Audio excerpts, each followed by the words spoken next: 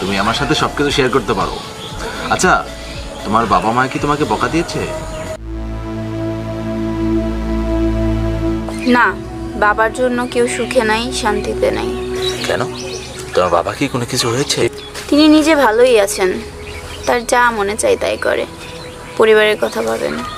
আচ্ছা কথা, তোমার বাবা কি কোনো অসামাজিক কাজে জড়িত?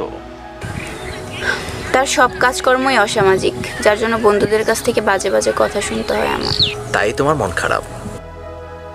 কিন্তু আমার জানা মতে তোমার পরিবারে কোনো কিছুতে অভাব নেই। আচ্ছা, একটা ঘটনা খুলে বলো তো। প্রায় রাতেই বাবা দেরি করে বাড়ি ফিরেন।